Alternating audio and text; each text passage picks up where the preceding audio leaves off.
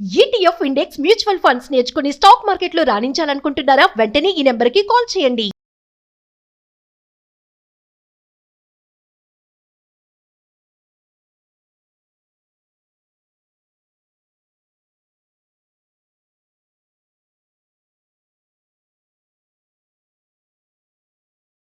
నమస్తే రమ్మగారు. నమస్తే జయ. ఏదైనా మంచి కథ చెప్తారు? పూర్వం అట కోసల దేశానికి వర్ధమానుడని ఒక రాజు ఉండేవాడు. అబ్బాయి తొందరగా రాజు అయిపోయాడు. 20-21 అలా వచ్చేసరికి అప్పుడు ఆయనకి పొరుగు దేశంలో దేశపు రాజకుమార్తె మంజరి అని ఒక అమ్మాయి ఫోటో అవి వచ్చినాయి. అమ్మాయి చాలా అందగత్తె. ఆ అమ్మాయే కావాలని పట్టుపట్టి పెళ్లి చేసుకున్నాడు. ఎంత ప్రీతిగానో ఉండేవాడు. కొంచెం చిన్నతనం కూడా కదా, భార్య భర్త కులాసాగా కాలక్షేపం చేస్తూ పెద్దగా రాజ్యాన్ని పట్టించుకునేవాడు కాదు. ఆడుతూ పాడుతూ ఉండేవాడు. క్రమంగా ఒక పెళ్ళై 2-3 ఏళ్ళు అవ్వగానే ఇంకా రాణిగారికి పిల్లలు పుట్టలేదని చెప్పుకునేవాళ్ళు. ఓ జ్యోతిష్యులు జోస్యాలు జాతకాలు అవి చూసి రాణిగారికి పిల్లలు పుట్టరని తేల్చారు. అయ్యో. రాజుగారికి పెద్ద ఆయనకేం పట్టింపు లేదు. భార్య అంటే అమిత ప్రీతి. పిల్లలైపోయినా ఏం పర్వాలేదని ఉండేవాడు హాయిగా. కానీ ప్రజలందరూ రాజ్యానికి వారసుడు లేకపోతే ఎట్లా అని కొంచెం మాట్లాడుకునేవాళ్ళు. మంత్రులు వాళ్ళు రాజుగారికి ఇంకొక వివాహం చేద్దాం, వీళ్ళ వంశంలో 3-4 పెళ్ళాలు ఉండటం మామూలేనని రాణిగారికి కొంచెం ఏకసం దోశారు. మంజరి ఉత్సాహపడింది. ఇంకో వివాహం చేసుకుందు కానీ నాకు సంతానం కలగదని నాకు ముందే తెలుసు. నా చిన్నప్పుడే మా నాన్నగారు జాతకం చూపించినప్పుడు నేను తెలుసుకున్నాను. నాకు తెలుసు నాకు సంతానం కలగదని, నేనేం బెంగపెట్టుకోవట్లా. ఎవరైనా మంచి పిల్లని చూసి పెళ్లి చేసుకుందు కానీ నేను నీతోటే ఉంటాను, సంతానం ఉంటే రాజ్యానికి వారసుడు ఉంటాడు అని బాగా రాజుని బలవంత పెట్టింది. అయితే ఇతను ఒప్పుకోవాలి. నిన్నేమైనా ఇబ్బంది పెడితే, నేను కూడా కొత్త భార్య సంతానం కలిగితే వాళ్ళ మోజులో నేను నిన్ను ఇలా చూడగలనో లేదు, అసలు నాకు నేను నీ ప్రేమను షేర్ చేయటమే ఇష్టం లేదనేవాడు వర్ధమానుడు.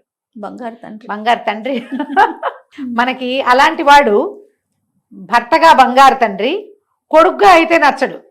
మన పిల్లాడికి సంతానం లేకపోతే ఏ తల్లికి నచ్చుతుంది? అస్సలు యాక్సెప్ట్ చేయరు. అది మనమైతే మనకి బంగారు తండ్రి, అదే మన కోళ్ళు అయితే మనకి బంగారు తండ్రి కాదు. నాకు తెలియదు, నేను ఆ కోడలు లేడు. రాజుని బలవంత పెట్టేవాళ్ళు అందరూ అడిగేవాళ్ళు, కానీ అతను ఒప్పుకోలే. రెండో పెళ్లి అన్న ఊహ కూడా అతను చెయ్యలే, వద్దన్నాడు. బతిమలాడేది మంజరి, అయినా కూడా అతను ఒప్పుకోవాలి. అయితే కానీ ఇతను ఎప్పుడు భార్యా వ్యామోహంగా ఉండడము, ఎంతసేపు ఆ అమ్మాయితో కలిసి వేటాడడానికి వెళ్తాడు, ఆ అమ్మాయితో కలిసి పార్టీకి వెళ్తాడు, ఆ అమ్మాయితో కలిసి ఏమిటో చేస్తాడు, వనవిహారాలు చేస్తూ ఉంటాడు. ఈ రాజ్యం వ్యవహారం మీద పెద్దగా జోరుగా లేడు. రాజు ఇంకా చిన్నవాడని ప్రజల్లో ఉండేది. కాకపోతే సైన్యాధిపతికి ఏం పుట్టింది ఆలోచన, రాజు అన్ఫిట్, ఈ రాజ్యాన్ని గ్రాప్ చేద్దామనిపించింది. అతను కొంతమంది అధికారులను లోబర్చుకొని రాజు మీద తిరుగుబాటు చేశాడు. తిరుగుబాటు చేసి మొత్తం సైన్యం అంతా విరుచుకుపడింది కోట మీద. సైన్యాధిపతి అనేసరికి అతని చేతిలో ఉంటారుగా, కొంతమందిని నయానా భయానా లొంగదీశాడు, కొంతమందిని బ్లాక్మెయిల్ చేశాడు, కొంతమందికి డబ్బు ఇచ్చాడు, కొంతమందికి పెద్ద పదవులు ఆశ చూపించాడు. రాజభక్తి ఆటే లేని వాళ్ళందరినీ పట్టేశాడు. ప్రజలకు ఉంది రాజభక్తి, అధికారుల్లో కూడా కొంతమంది ఉంటారు, అందరూ లేరు. తిరగబడేశారు కల్లా ఈ రాజు ఒక నమ్మకస్తుడైన, తనకి చిన్నప్పటి నుంచి తనని చూసిన ఒకడు సైన్యాధిపతితో ఉన్న గుంపులో ఉండి అతను ఏం చేశాడంటే రాజు ప్రాణాలకు ప్రమాదం రాకుండా రాజుని వర్ధమానుడిని తప్పించేసాడు, లేకపోతే చంపేసేవారు. పారిపోయాడు. ఈ సందట్లో మంజరి ఏమైందో అతనికి తెలియలే. అక్కడ జరిగిన గొడవ, ఆ కత్తి యుద్ధాలు, ఆ బాణాలు, ఆ గందరగోళం, ఆ కాగడాలు, ఆ వెలుతుర్లు, అర్ధరాత్రి ఏం జరుగుతోందో తెలియక ప్రాణాపాయ స్థితిలో తనకి సహాయం చేసిన వాడి సాయంతో నగరం నుంచి బయటకు వచ్చేసి అడవిలోకి వచ్చేసాడు. ప్రాణాలతో తప్పించుకున్నాడు. కానీ తిరిగి రాజ్యానికి దక్కించుకునే ఏ అవకాశమూ అతనికి కనపడలే. ఎవరూ లేరు, అతనితో ఒంటరిగా అయిపోయాడు. అడవిలోకి వచ్చేసి అడవిలో ఒక చిన్న పర్ణశాల లాంటిది నిర్మించుకుని అక్కడ ఉండటం మొదలుపెట్టాడు. తపస్సు చేసుకుందాం, నేను రాజుని, నేను ఆత్మాహుతి అవి చేసుకోకూడదు, జీవించే ఉండాలి, తపస్సు చేసుకుందామని అనుకుని అడవిలోనే ఉండిపోయాడు. ఈ మంజరి ఏమైందో తెలీదు. 2 రోజులు 3 రోజులుగా అతనికి మంజరి మీద బెంగ చాలా భయం వచ్చేసింది. ఆ అమ్మాయి ఏమైందో ఇతనికి తెలియలా. అమ్మాయి రూమ్ వేరు, ఇతని రూమ్ వేరు. అయితే మంజరి ఎక్కడికి వెళ్ళలా, ఏమవల. ఈ అర్ధరాత్రి ఈయనెట్లా తప్పించుకున్నాడో ఆ అమ్మాయి మొగవేషం ధరించి దొరక్కండా, సైన్యాధిపతికి దొరక్కండా ఆ పిల్ల కూడా తప్పించుకుని ఏం చేసింది, అడవిలోకే వచ్చింది కానీ భర్తని చేరల. ఇతను కట్టుకున్న ఆశ్రమాన్ని చూసుకుని కొంచెం దూరంలో ఉంటూ అతన్ని కనిపెట్టుకుని ఉండేది. మళ్ళీ దగ్గరికి వెళ్తే భర్త మళ్ళీ వివాహం అవి అనుకోడు, తనతోటే ఉండాలంటాడు. రేపొద్దున ఏ దశలో అయినా మళ్ళీ రాజ్యం అంటూ సంభవిస్తే సంతు లేకుండానే అవుతాడు. ఇప్పుడు వేరే అవకాశం ఏదైనా లభిస్తే ఇతనికి ఎవరైనా దొరికితే మెల్లిగా నా మీద నుంచి ధ్యాస పోయి అతను మళ్ళీ వివాహితుడై సంతానాన్ని పొందుతాడు. అతని సంతానానికి ఆ రాజ్యం మీద హక్కు ఉంటుంది. అప్పట్లో అలా ఉండేవి కదా రాచరికము. అందుకని ఆ అమ్మాయి దూరంగానే సంచరిస్తూ ఉండేది. అతను ఒంటరిగా ఉన్నాడు. ఈ అమ్మాయి కూడా మంజరి కూడా ఒంటరిగానే ఉంది. అయితే ఒకనాడు అమ్మాయికి ఒక విచిత్రమైన అనుభవం ఎదురైంది. ఆ అమ్మాయి అడవిలో తిరుగుతూ ఒక చెరువు దగ్గర విశ్రాంతి తీసుకోవడానికి ఒక చెట్టు కింద కూర్చుంటే ఆ చెరువులోంచి ఒక పెద్ద పాము బయటకు వస్తుంది. ఎంత పెద్దదో, అంత పెద్ద పాము ఉంటుందని ఆమె ఎప్పుడు నమ్మల. కొండ చిలువలు తెలుసు ఆమెకి. కొండ చిలువ ఎలా ఉంటుంది, మొహం దగ్గర సన్నగా ఉండి బాడీ లావుగా ఉండి వేరేగా ఉంటుంది. ఇది అట్లాంటిది కాదు, సర్పం 10 అడుగుల పైన ఉంది. ఇలాంటి ఒక సర్పం ఇక్కడ తిరుగుతూ ఇది సంతానాన్ని వృద్ధి చేస్తే, అడవిలో తన భర్త ఉన్నాడు, అడవి దాటితే గ్రామాలు వస్తాయి. అందుకని అమ్మాయి ఏం చేసింది, ఈ పిల్లకి చిన్నప్పటి నుంచే సంతానం ఉండదు అనేది అమ్మాయి చిన్నప్పుడే తెలుసు. ఆమె తండ్రి ఈ పిల్లకి ఎన్నో పౌరుష విద్యలు నేర్పించాడు. కత్తి తిప్పటం, బాణం వేయటం క్షుణ్ణంగా వచ్చు మంజరికి. చేతిలో ఉన్న కత్తితోటి పామును తెగ నరికేసింది భయపడకుండా. మామూలుగా ఆడవాళ్ళు అయితే భయపడి తెచ్చిపోతారు. యుద్ధ విద్యలు వచ్చిన అమ్మాయి అవటంతో ఆ అమ్మాయి కాస్త నరికేసరికల్లా ఏమైంది, ఆ తల నరికేసరికి ఆ తలలోంచి తన ముఖంలోంచి ఒక రాయి బయటపడింది, మణి. ఆమె చూస్తుండగానే ఈ తెగిపడిన శరీరం ఒక రాక్షసుడి శరీరంగా మారింది. పాము తల మొండము వేరైపోయినాయి. తలలోంచి ఏమో ఒక మణి బయటపడింది. మణి బయటపడంగానే తల రాక్షసుడు తలగా మారిపోయింది, బాడీ కూడా రాక్షసుడి శరీరం. వాడు మహాకాయుడైన ఒక రాక్షసుడు. ఈ అమ్మాయి ఆశ్చర్యపోయింది, వీడు పాముగా ఎలా ఉన్నాడు? ఈ మణి వల్ల ఏమైనా జరిగిందేమో. ఆ మణిని శుభ్రంగా నీళ్లలో కడిగి చూసింది. అది నాగమణి, నీలంగా. ఇప్పుడు ఏం చేసింది, మణిని బాగా కడిగి తన నోట్లో పెట్టుకున్న మరుక్షణం ఈ అమ్మాయి తన సైజులో ఉన్న ఒక పాముగా మారిపోయింది. ఓహో, ఇది కథ.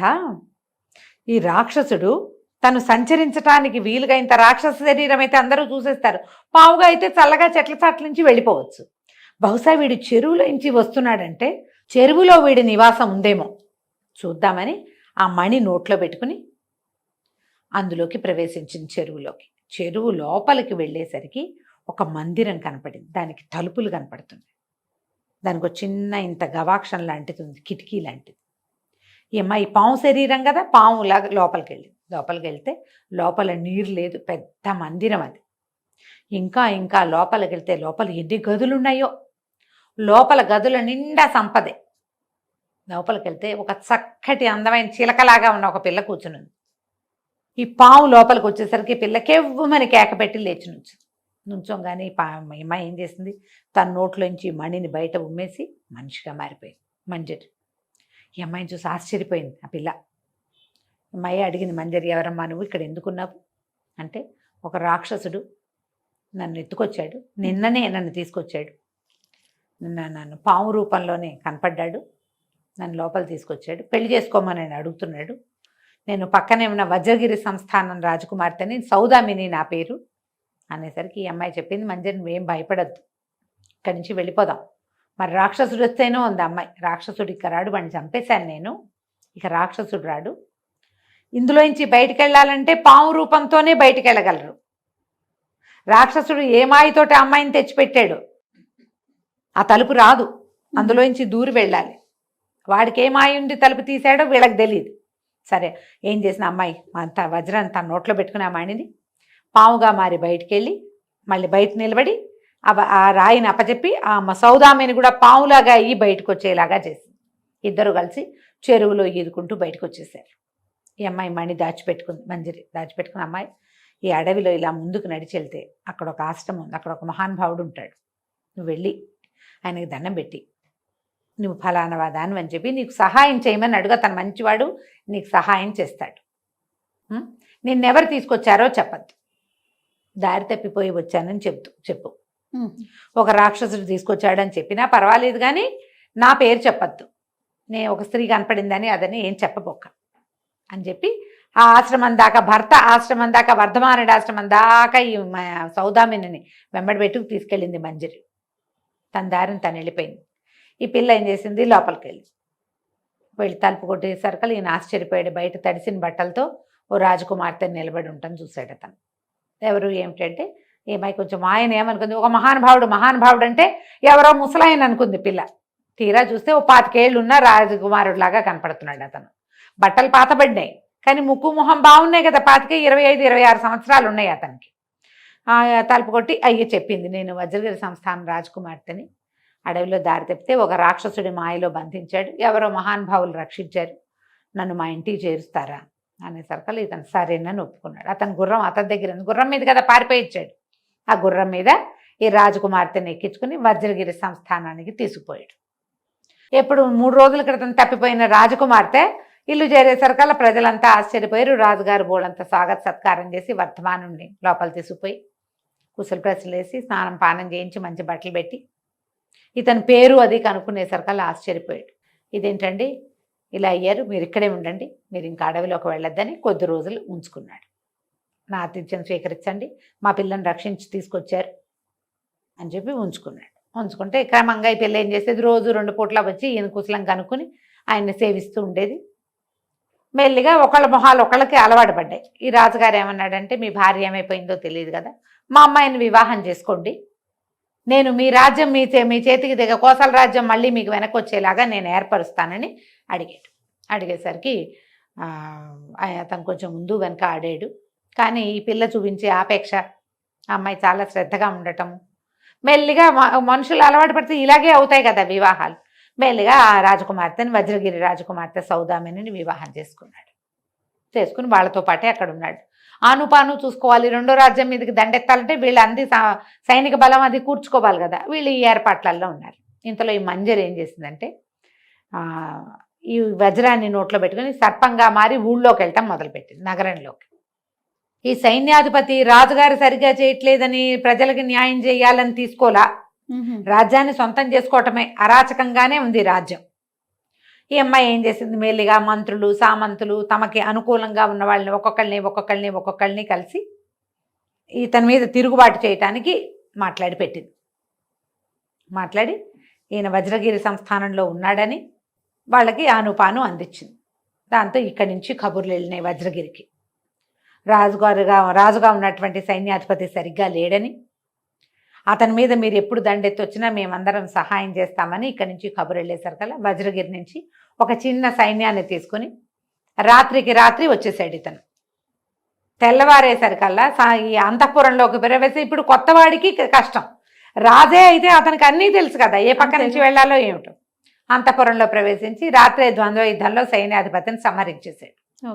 తెల్లవారేసరికల్లా సభ తీర్చేసరికి తమ రాజే వచ్చేసరికి ఆశ్చర్యపోయారు ప్రజలు, అధికారులు కూడా.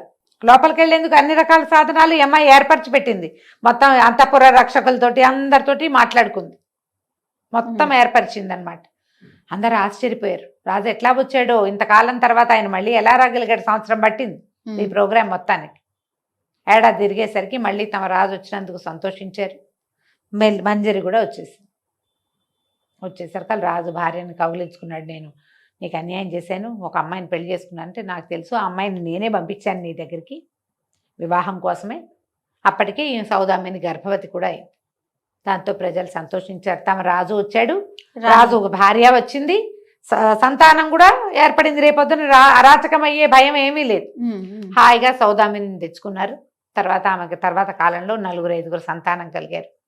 మంజరి యొక్క తెలివితేటలతోటి ఆ రాజ్యం ముందుకు నడిచింది. 2 భార్యలతోటి ఈ వర్ధమానుడు హాయిగా కోసల రాజ్యాన్ని ఏలుకున్నాడు. కథ కంచికి మనం ఇంటికి. చాలా చాలా బాగుంది రమ్మ గారు. నమస్తే. నమస్తే జయ.